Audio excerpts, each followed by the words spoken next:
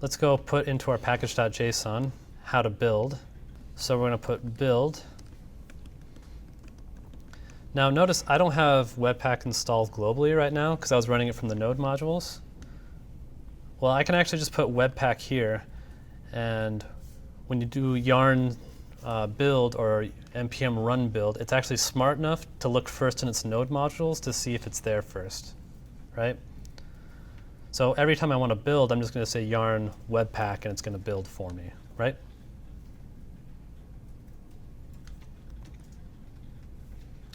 So I just put yarn or build right there. So now if I go back to my command line and I say clear yarn build, notice it runs webpack. And same thing happens. Now I want to show you something else that's kind of a cool trick too. Say I wanted to run it with that -p again. I can say yarn build --. Everything after the -- is going to be provided as a command line argument to the command being run underneath, right? So if I say -p, notice it's going to say webpack -p, right? So if you just want to try something out real quick, that's an easy, cheap way to do it. And as was pointed out earlier, what's annoying about what's happening right now is that I have to run build every single time I run a change of file, which is like a non-starter for me. I'm way too lazy to have to do that. So luckily, webpack takes care of that for you. If I just provide --watch,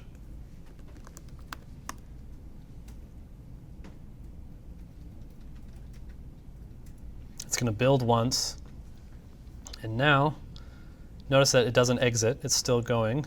If I come in here to client app.jsx and I change this to be like, you know, instead of Silicon Valley, I put like House of Cards, and I save it, notice it rebuilt. It rebuilt really fast because it keeps everything in memory for you.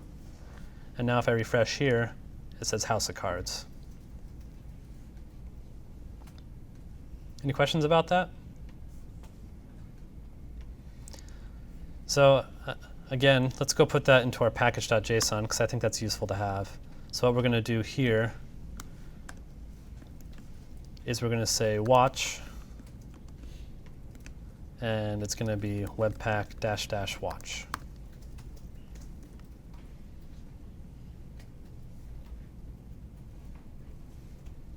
OK. And now you can just say yarn watch, and you're off to the races. So the last thing I want to do that I want to show you, so if I say yarn lint right now, it's going to lose its mind about the bundle file, right? Because it's going to have like literally every ESLint problem there is. And we don't care, right? It's compiled code. We don't care if it passes lint or not, right? We care that our source code passes lint. So real quick, I want you to go create a new file. And I want you to call it .eslintignore, I think is what it's called. Yep.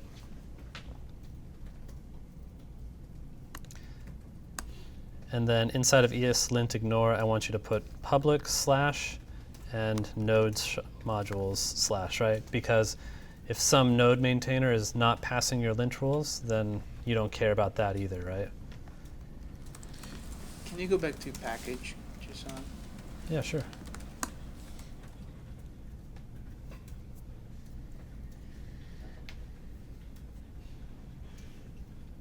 Now, right after this, I'll push a branch so you can have all the build config and stuff like that.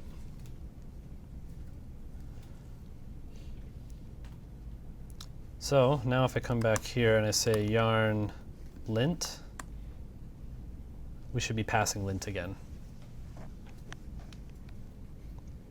So if you ever have errors with lints, the best thing to do is just ignore them. That's ultimately what I'm getting at here. That's a joke. Don't do that. But you can definitely ignore your bundled files. Oh, and the other thing I believe I should check. I'm pretty sure prettier also reads your ESLint ignore, so that's also helpful as well.